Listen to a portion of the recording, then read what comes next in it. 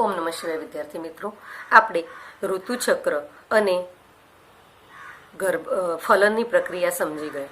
હવે આપણે વાત કરીએ ગર્ભસ્થાપનની ક્રિયા। તો ફલન થયા પછી ગર્ભસ્થાપનની ક્રિયા થાય છે, એટલે કે ફલન અંડકોષ અને શુક્રકોષ જેનું સંયુગ્મન થાય અને પછી જે યુગ્મનજનું નિર્માણ થાય છે તે યુગ્મનજનું ગર્ભાશયની અંદર સ્થાપન થવાની જે ક્રિયા છે તેને આપણે ગર્ભસ્થાપન તરીકે ઓળખીએ છીએ। તો ફલિતાંડ જ્યારે અંડવાહિનીના ઇથમસ દ્વારા ગર્ભાશય તરફ પસાર થતો હોય ત્યારે તેમાં સમવિભાજન શરૂ થઈ જાય। તો હવે શું થાય છે? સૌથી પહેલા તો અહીંયા આગળ આ અંડકોષ હતો, અંડકોષ સાથે શુક્રકોષો અને શુક્રકોષો જોડાયા, ફલન થયું અને ફલન થયા પછી જે આગળ વધશે અંડવાહિનીના ઇથમસ દ્વારા ગર્ભાશય તરફ, એટલે ગર્ભાશય દ્વારા આગળ વધે એ જ વખતે તેની અંદર સમવિભાજન શરૂ થઈ જશે। એટલે કે આ એક કોષ હતો, કેવો બની ગયો હતો? આ જે હતો એ 2n, પહેલા n હતો, એની સાથે આ શુક્રકોષનો n જોડાયો, 2n થયો। હવે આ એક કોષ બન્યો, તેમાં પહેલું વિભાજન થશે, 1 માંથી 2, 2 માંથી 4 અને 4 માંથી 16, એમ 16 કોષીય અવસ્થા અસ્તિત્વમાં આવે, જેને આપણે મોરુલા અવસ્થા તરીકે ઓળખીએ છીએ। તો જ્યારે ફલિતાંડ અંડવાહિનીના ઇથમસ ભાગથી ગર્ભાશય તરફ પ્રયાણ કરે તે જ વખતે તેની અંદર સમવિભાજન ચાલુ થઈ જાય, જેને આપણે વિખંડન તરીકે ઓળખીએ છીએ। અને તેના દ્વારા 2, 4 અને 2, 4, 8 અને 16 કોષીય અવસ્થા અસ્તિત્વમાં આવે છે। આ 16 કોષીય અવસ્થાને આપણે મોરુલા તરીકે ઓળખીએ છીએ। તો 8 થી 16 કોષીય કોષોયુક્ત ગર્ભને આપણે મોરુલા કહીશું। હવે આ જે મોરુલા છે તેનું સતત વિભાજન પામતું જ રહે, એટલે કે આગળ પણ તેનું વિભાજન તો થતું જ રહે છે અને તેમ તેમ તે ગર્ભકોષ્ઠીય કોથળીમાં રૂપાંતરિત થાય છે। તેની આજુબાજુ ગર્ભકોષ્ઠીય કોથળીનું નિર્માણ થાય છે અને આ જે નિર્માણ છે આ અહીંયાથી આગળ આવશે, એની આજુબાજુ ગર્ભકોષ્ઠ કોથળી જે છે તેની અંદર રૂપાંતરિત થઈ જશે, તેનું નિર્માણ થશે અને આ કોથળીના બહારના સ્તરમાં ગોઠવાયેલા ગર્ભકોષ્ઠીય કોષો, એટલે કે કોથળીની અંદર બહારની બાજુએ ગર્ભકોષ્ઠીય જે કોષો ગોઠવાયેલા હોય છે તેને આપણે પોષક કોષો તરીકે ઓળખીએ છીએ। અને આ પોષક કોષો સાથે જોડાયેલા અંદરના કોષોને અંતઃકોષ સમૂહ, તો અહીંયા આગળ તે બે કોષોમાં બેમાં વિભાજિત થઈ ગયો, અંતઃકોષ અને બાહ્ય કોષોમાં, એટલે બે સમૂહો થયા, અંતઃકોષ સમૂહ અને બાહ્ય કોષ સમૂહ। આ તમામ ફેરફારો એક અઠવાડિયાની અંદર થઈ જાય, એટલે કે ફલન પછી અહીંયા સુધીની બધી જ ઘટના એક અઠવાડિયા સુધી થઈ જશે અને એ પછી ગર્ભકોષ્ઠ કોથળીમાં રહેલ પ્રવાહીનું સર્જન ગર્ભપોષક સ્તરોના કોષો દ્વારા થાય। તો આ જે ગર્ભકોષ્ઠ કોથળી છે તેની આજુબાજુ પ્રવાહી ઉત્પન્ન થશે અને આ પ્રવાહી છે તેનું સર્જન પોષક સ્તરના કોષોમાંથી જ થશે। હવે આ પોષક સ્તરના કોષોમાંથી ઉત્સેચકોનો સ્ત્રાવ થશે, એટલે કે આની અંદર આ પોષક સ્તર જે છે બહારનું, તેની અંદર થી કેટલાક ઉત્સેચકો ઉત્પન્ન થાય છે અને આ ઉત્સેચકો ગર્ભાશયની જે અંદરની દિવાલ આપણે ઋતુચક્ર વખતે જોઈ હતી, કઈ? એન્ડ્રોમેટ્રિયમની। તો એ જે અંદરની દિવાલ છે તે કેવી હોય છે? તૈયાર કેવી શા માટે થઈ હોય છે? ગર્ભના સ્થાપન માટે। ગર્ભના સ્થાપન માટે કેવી બની હોય છે? રુધિર કેશિકાઓ સભર, એકદમ રુધિર કેશિકાઓ અને રુધિર વાહિનીઓથી ભરેલી અને સભર બની હોય છે। એમાંની કેટલીક રુધિર વાહિનીઓને આ જે ગર્ભના પોષક સ્તરોના કોષો છે તેમાં ઉત્પન્ન થયેલા ઉત્સેચકો પચાવી લે છે। શેને? તો એન્ડ્રોમેટ્રિયમની થોડીક રુધિર વાહિનીઓને એ પચાવી અને ત્યાં આગળિયા શક્ય થોડીક જગ્યા બનાવે છે અને અહીં આગળિયા ગર્ભાશયના કોષો ઝડપથી વિભાજન, તે અહીંયા પચાવી ઝડપથી વિભાજન પામે અને ગર્ભકોષ્ઠ કોથળીને ઘેરી લે। અહીં આગળિયા વિભાજન પામે ને આખી કોથળીને તે ઘેરી લે છે। પરિણામ સ્વરૂપે ગર્ભકોષ્ઠ કોથળી ગર્ભાશયના અંતઃસ્તરમાં સ્થાપિત, એટલે કે જે ગર્ભાશયનું સૌથી અંદરનું સ્તર હતું એન્ડ્રોમેટ્રિયમનું, એની અંદર તે સ્થાપિત થઈ જાય છે, જેને ગર્ભસ્થાપન તરીકે ઓળખીએ છીએ। અને તેને ગર્ભધારણ, એટલે કે ગર્ભાવસ્થા તરફ દોરી જાય છે। ગર્ભસ્થાપન પછી ગર્ભાવસ્થાની પ્રક્રિયાની શરૂઆત થાય છે। અહીંયા જે પ્રક્રિયા થઈ એને આપણે ગર્ભસ્થાપન તરીકે ઓળખીએ છીએ। ફરીથી વિદ્યાર્થી મિત્રો ફલિતાંડ એટલે કે ફલન થયા પછી જે આ ફલિત કોષ છે તે ઇથમસથી ગર્ભાશય સુધી પહોંચે ત્યાં સુધી તેની અંદર વિભાજન એટલે કે વિખંડન શરૂ થાય। 2, 4, 8 16 કોષીય અવસ્થા અસ્તિત્વમાં આવે। આ 16 કોષીય અવસ્થા જે છે તે 16 કોષીય અવસ્થાની અંદર ગર્ભકોષ્ઠ કોથળીનું નિર્માણ થશે અને તે બે સ્તરમાં અલગ પડશે, અંતઃકોષ સમૂહ અને બાહ્યકોષ સમૂહ। હવે જે બાહ્યકોષ સમૂહ હતા તે ગર્ભના પોષક સ્તરના કોષો તરીકે આપણે તેને ઓળખીશું અને તેની અંદરથી આ કોથળીની અંદર પ્રવાહી ઉત્પન્ન થાય છે। જે આ પ્રવાહી જે છે તે પ્રવાહી ગર્ભને પોષણ આપવાનું કાર્ય કરે છે અને આ જ પોષક સ્તરમાંથી કેટલાક ઉત્સેચકો ઉત્પન્ન થાય છે અને આ ઉત્સેચકો ગર્ભાશયની અંદરની દિવાલ જે છે તેની કેટલીક રુધિરવાહિનીઓને પચાવે છે, પચાવી અને ત્યાં જગ્યા કરે છે અને તેની અંદર તે સ્થાપિત થાય। જેવું ત્યાં આગળ પચાવે એટલે તરત તે વધારે ઝડપથી વિભાજન પામી અને તેની સાથે સ્થાપિત થઈ જાય છે। આ જે ઘટના છે તેને આપણે ગર્ભસ્થાપન તરીકે ઓળખીએ છીએ। એના પછીનો પ્રશ્ન છે જરાયુ એટલે શું અને જરાયુમાંથી ઉત્પન્ન થતા અંતઃસ્ત્રાવો વિશે માહિતી આપો। તો વિદ્યાર્થી મિત્રો ફલન પછી ગર્ભસ્થાપનની ક્રિયા થશે અને ગર્ભસ્થાપન થાય પછી જરાયુનું નિર્માણ થશે। તો ગર્ભસ્થાપન બાદ પોષક કોષો ઉપર જે પોષક કોષો હતા તેની ઉપર આંગળી જેવા પ્રવર્ધો દેખાય છે। તો આ શું છે? આંગળી જેવા પ્રવર્ધો જેને આપણે જરાયુ અંકુરકો તરીકે ઓળખીએ છીએ અને આ અંકુરકો જે ગર્ભાશયની પેશીઓ અને માતાના રુધિર દ્વારા ઘેરાયેલા હોય છે અને આ અંકુરકો અને ગર્ભાશય પેશી એકબીજા સાથે સંકળાઈ સંયુક્ત રીતે ભ્રૂણ અને માતાના શરીર વચ્ચે રચનાત્મક અને ક્રિયાત્મક એકમ બનાવે છે જેને આપણે જરાયુ તરીકે ઓળખીએ છીએ। તો જરાયુ એટલે શું? તો ગર્ભના સ્થાપન બાદ આપણે એમ માની લઈએ કે આ ગર્ભસ્થાપનનો જે કોષ હતો 16 કોષીય અવસ્થા હતી તે હતી અને આ ગર્ભાશયનું અંતઃસ્તર છે તેની અંદર તે સ્થાપિત થઈ ગયો। હવે સ્થાપિત થાય એટલે પોષક કોષો ઉપર આંગળી જેવા આવા પ્રવર્ધો ઉત્પન્ન થશે અને જેને આપણે જરાયુ અંકુરકો, જે પ્રવર્ધો ઉત્પન્ન થાય તેને આપણે જરાયુ અંકુરકો કહીશું અને તે ગર્ભાશયની પેશીઓ અને માતાના રુધિર દ્વારા ઘેરાય છે। માતાનું રુધિર કયું? આ અંદરનું અંતઃસ્તર છે તેની સાથે ઘેરાય છે। હવે આ જરાયુ અંકુરકો ગર્ભાશયની પેશી બંને એકબીજા સાથે જોડાઈ જાય, ગર્ભાશયની પેશી અને જરાયુ અંકુરો એકબીજા સાથે જોડાઈ અને સંકળાઈ સંયુક્ત રીતે ભ્રૂણ અને માતાના શરીર વચ્ચે રચનાત્મક અને ક્રિયાત્મક એકમ બનાવે છે અને એ એકમને આપણે જરાયુ તરીકે ઓળખીએ છીએ। હવે જરાયુનું કાર્ય શું છે? તો જરાયુ જે છે તેનું કાર્ય છે ભ્રૂણને ઓક્સિજન અને પોષણ ઘટકોનો પુરવઠો પૂરો પાડવો। તો ભ્રૂણ શું છે? એ સ્પષ્ટ પોતાની જાતે વિકસિત થતી ઘટના છે અને એ વિકાસ પામવા માટે તેને ઓક્સિજન અને પોષક ઘટકોની જરૂરિયાત ઊભી થાય। તો આ જરાયુનું કાર્ય છે, જરાયુ માતાના શરીર દ્વારા ઓક્સિજન અને પોષક ઘટકો જે છે તે માતાના શરીરમાંથી ઉત્પન્ન થતો ભ્રૂણ છે તેને પ્રાપ્ત કરાવે છે।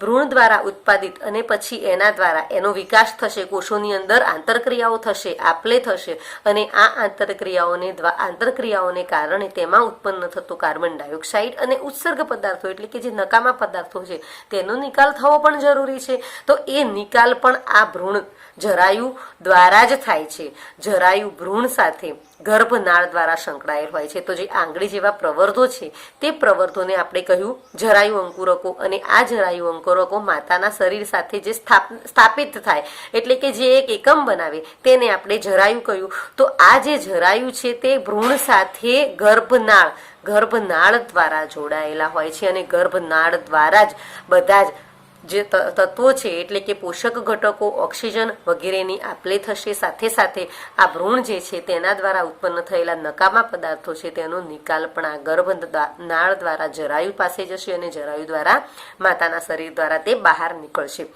હવે જરાયુમાંથી ઉત્પન્ન થતા અંતઃસ્ત્રાવો, તો આ જે જરાયુ છે આની આજુબાજુ જે અંકુરકો ઉત્પન્ન થયા છે તે જરાયુને આપણે અંતઃસ્ત્રાવી પેશી પણ કહીએ. કેમ? કારણ કે તેમાંથી કેટલાક અંતઃસ્ત્રાવો ઉત્પન્ન થાય છે. હવે એ અંતઃસ્ત્રાવોના નામ છે હ્યુમન કોરિયોનિક ગોનાડ્રોટ્રોફિન, જેને આપણે HCG તરીકે ઓળખીએ છીએ, હ્યુમન પ્લેસેન્ટ લેક્ટોઝેન જે HPL, ઇસ્ટ્રોજન્સ, પ્રોજેસ્ટ્રોન્સ, ગર્ભાવસ્થાના અંત ભાગમાં અંડપિંડ દ્વારા રિલેક્શન્સ નામના અંતઃસ્ત્રાવ પણ ઉત્પન્ન થાય છે.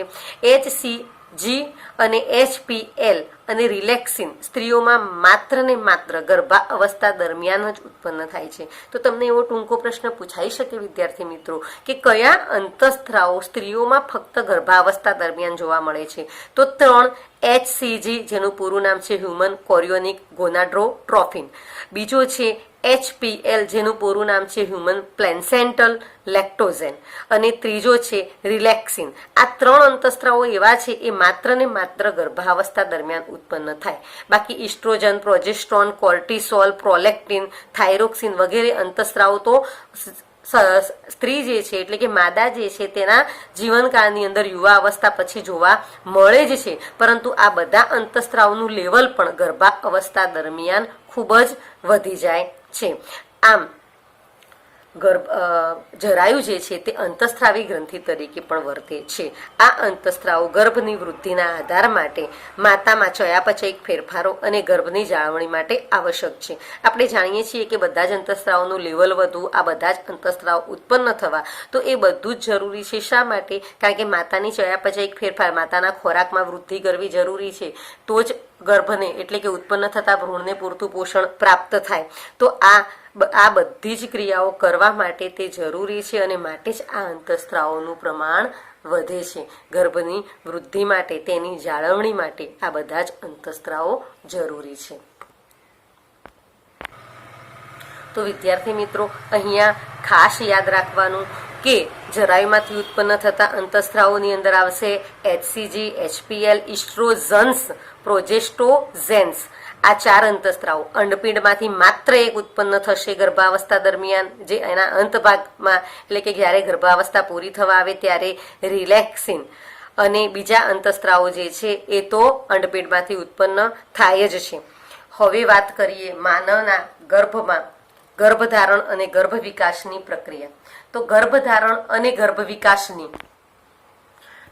વિકાસની જે પ્રક્રિયાઓ છે તેની વાત કરીએ તો ગર્ભધારણ માદા પ્રજનન તંત્રમાં શિશુના વિકાસના સમયને આપણે ગર્ભધારણ કહીએ.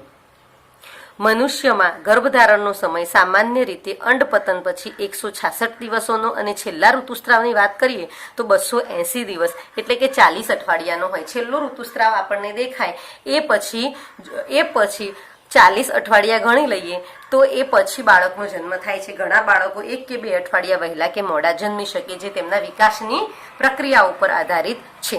પ્રથમ 8 અઠવાડિયા દરમિયાન ફલિત અંડકોષને ગર્ભ કહીએ અને ત્યારબાદ તેને આપણે ભ્રૂણ કહીશું. પહેલા 8 અઠવાડિયા સુધીના જે અંડકોષ છે તેને આપણે ગર્ભ કહીશું અને પછી તેને ભ્રૂણ કહીશું.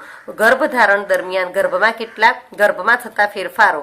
તો ગર્ભસ્થાપન બાદ તરત જ અંતઃકોષ સમૂહ ભ્રૂણ એ બાહ્ય ગર્ભસ્તરથી ઓળખાતા બહારના સ્તરમાં અને અંતઃગર્ભ સ્તરથી ઓળખાતા અંદરના સ્તરમાં વિભેદન પામે છે. આમ બાહ્ય ગર્ભસ્તર અને અંતઃગર્ભસ્તરની વચ્ચે મધ્ય ગર્ભસ્તર ઉત્પન્ન થાય છે. વિદ્યાર્થી મિત્રો, આપણે પ્રાણી સૃષ્ટિનું વર્ગીકરણ જ્યારે મેં સમજાવ્યું હતું ત્યારે મેં તમને 3 ગર્ભસ્તરો વિશેની માહિતી આપી હતી: બાહ્ય ગર્ભસ્તર, અંતઃગર્ભસ્તર અને મધ્ય ગર્ભસ્તર.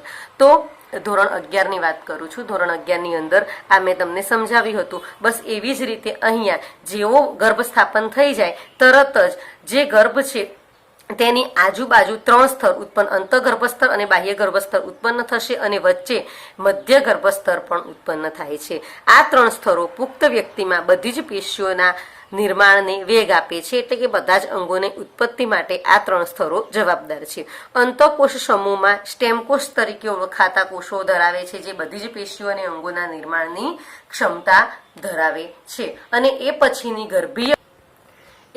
ગર્ભીય અવસ્થાની વાત કરીએ તો મનુષ્યમાં 1 મહિનાની ગર્ભાવસ્થા બાદ ભ્રૂણનું હૃદય નિર્માણ પામે, જે સ્ટેથોસ્કોપ દ્વારા આપણે તેનો હૃદયનો અવાજ સાંભળી શકીએ અને હૃદયનો અવાજ સંભળાવો એ વૃદ્ધિની પામતા ગર્ભની પ્રથમ નિશાની છે, એટલે હૃદયનો અવાજ સંભળાય તો સમજવું કે ગર્ભ વિકસી રહ્યો છે, વિકાસ પામી રહ્યો છે, તેનો વિકાસ અટક્યો નથી.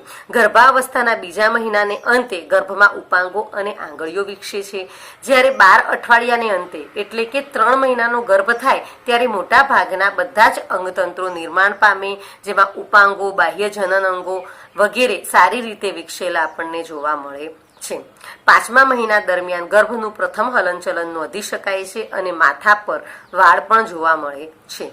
24 અઠવાડિયા બાદ એટલે કે બીજા 3 મહિના પછી શરીર સૂક્ષ્મ વાળથી ઘેરાય છે, આંખના પોપચા અલગ થાય છે અને પાપણોનું નિર્માણ પણ થતું જોવા મળે છે. ગર્ભાવસ્થાના 9 મહિના બાદ ગર્ભ સંપૂર્ણ વિકસિત બને છે અને પ્રસૂતિ માટે તૈયાર હોય છે. આમ 9 મહિનાના સમયગાળા બાદ માનવ ગર્ભ પ્રસૂતિ માટે તૈયાર થાય છે.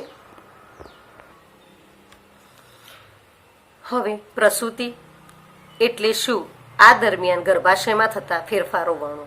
તો આપણે જાણ્યું કે ગર્ભાવસ્થા 9 મહિના બાદ ગર્ભ સંપૂર્ણ વિકસિત બની જાય અને પછી પ્રસૂતિ માટે તૈયાર થાય. તો પ્રસૂતિ માટે મનુષ્યનો ગર્ભાવસ્થાનો સમયગાળો જે 9 મહિનાનો હોય, જેને આપણે ગર્ભધાન સમય એટલે કે ગર્ભાવધિ કાળ તરીકે ઓળખીએ છીએ, એ પછી ગર્ભાવસ્થાને અંતે ગર્ભાશય શક્તિશાળી સંકોચન પ્રેરે છે, જેને કારણે ગર્ભનો બહાર નિકાલ થાય છે અને ગર્ભની પ્રસવની ક્રિયાને આપણે બાળજન્મ અથવા પ્રસૂતિ કહીએ છીએ. આ જટિલ જે પ્રક્રિયા છે તે સંપૂર્ણ રીતે ચેતા અંતસ્ત્રાવી પદ્ધતિ દ્વારા પ્રેરાય છે. એટલે કે ચેતાતંત્રના અંતસ્ત્રાવો દ્વારા જ આ આખી જ ઘટના પ્રેરાય છે. જ્યારે પ્રસૂતિના સંકેતો એટલે કે પ્રસૂતિના સંકેતો ક્યારે પ્રાપ્ત થશે, જ્યારે ગર્ભ સંપૂર્ણ રીતે તૈયાર થઈ ગયો, ભ્રૂણનો સંપૂર્ણ વિકાસ થઈ જાય, એ પછીના જે સંકેતો છે તે જરાયુમાંથી ઉત્પન્ન થશે. એટલે કે પ્રસૂતિના સંકેતો સંપૂર્ણ વિકસિત ભ્રૂણ જ્યારે સંપૂર્ણ રીતે વિકસિત થઈ જાય, તેનો બધો જ વિકાસ પૂરો થઈ જાય, ત્યારે જરાયુમાંથી ઉત્પન્ન થાય છે અને જરાયુ હળવા ગર્ભાશયના સંકોચનને પ્રેરે છે. તો શું થશે, જરાયુમાંથી આ જે સંકેતો છે તે પ્રેરાય છે અને આ જે સંકેતો છે તે સંકેતો હળવા ગર્ભાશયના સંકોચન એટલે સંકોચન થોડા ધીમા સંકોચનને પ્રેરે છે અને ગર્ભના નિકાલની પરાવર્તિત પ્રક્રિયા શરૂ થાય છે. એટલે કે થોડાક સંકોચનો પ્રેરે. આ થોડાક સંકોચનો છે, એ સંકોચનોની જે અસર છે તે સીધી જ માતાની પિટ્યુટરી ગ્રંથિમાં પહોંચે છે અને માતાની પિટ્યુટરી ગ્રંથિમાંથી ઓક્સિટોસિનનો સ્ત્રાવ પ્રેરે છે. એટલે કે ભ્રૂણ જ્યારે સંપૂર્ણ વિકસિત થયો એટલે જરાયુમાંથી હળવા સંકોચનો પ્રેરાયા અને આ હળવા સંકોચનોને કારણે ગર્ભાશય જે છે તે સંકોચન પ્રેરે. હવે ગર્ભાશયની આ જે નિકાલની પરાવર્તિત પ્રક્રિયા છે તેની અસરથી માતાની પિટ્યુટરી ગ્રંથિ ઓક્સિટોસિનનો સ્ત્રાવ પ્રેરશે. હવે આ ઓક્સિટોસિનનો સ્ત્રાવ પ્રેરાય એટલે ગર્ભાશયના સ્નાયુઓ ઉપર અસર થશે અને ગર્ભાશય જે કોમળ ગર્ભાશય છે તેની ઉપર ખૂબ જ શક્તિશાળી સંકોચન પ્રેરાશે. કેવા? ખૂબ જ શક્તિશાળી. ક્યારે? જ્યારે જરાયુના સંકોચનો પ્રેરાય, જરાયુના સંકોચનને કારણે માતાની પિટ્યુટરી ગ્રંથિમાંથી ઓક્સિટોસિન ઉત્પન્ન થાય અને આ ઓક્સિટોનની અસરને કારણે શક્તિશાળી સંકોચનો પ્રેરાશે. આ શક્તિશાળી સંકોચનને કારણે વધારે પ્રમાણમાં ઓક્સિટોસિન ઉત્પન્ન થશે. એટલે કે જે ઓક્સિટોસિન છે તે વધારે ઉત્પન્ન થશે. ક્યારે? જ્યારે શક્તિશાળી સંકોચનો પ્રેરાય ત્યારે. હવે વધારે ઓક્સિટોસિન ઉત્પન્ન થશે એટલે ગર્ભાશય વધારે સારી રીતે પરાવર્તિત એટલે કે વધારે સારી રીતે સંકોચન પામશે અને આ સંકોચન ઓક્સિટોસિનના સ્ત્રાવ વચ્ચેની પરાવર્તિત ક્રિયા સતત ચાલ્યા જ કરશે અને તેને પરિણામે વધુ શક્તિશાળી સંકોચનો પ્રેરાતા થશે અને જેને કારણે બાળક જન્મનળી દ્વારા ગર્ભાશયમાંથી બહાર નિકાલ તરફ દોરી જાય છે અને ગર્ભાશયથી શરીર દિવાલની બહાર દોરી જાય, જેને આપણે પ્રસૂતિ તરીકે ઓળખીએ છીએ. બાળ જન્મ બાદ તરત જરાયુ પણ ગર્ભાશયમાંથી બહાર આવે, પછી જરાયુની કોઈ જરૂરિયાત રહેતી નથી એટલે જરાયુ પણ શરીરની બહાર આવી જાય છે. વિદ્યાર્થી મિત્રો, આ પ્રશ્ન કંઈક એવી રીતે પણ પૂછાયેલો છે કે ગર્ભાવસ્થાની પરાકાષ્ઠા સમજાવો. તો ગર્ભાવસ્થાની પરાકાષ્ઠા એટલે પ્રસૂતિની પ્રક્રિયા થાય, એટલે આપણે આ જ વસ્તુ સમજાવવાની રહેશે.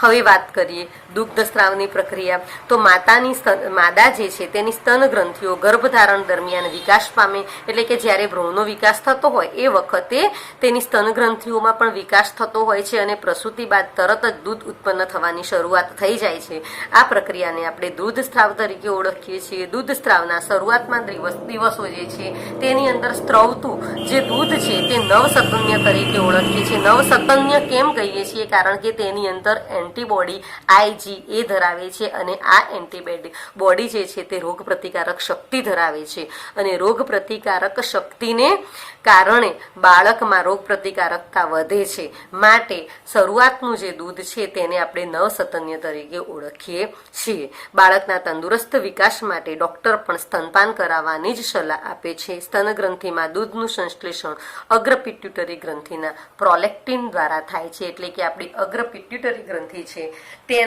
તેમાં ઉત્પન્ન થતા પ્રોલેક્ટિન અંતસ્ત્રાવ દ્વારા દૂધનું નિર્માણ શક્ય બને છે.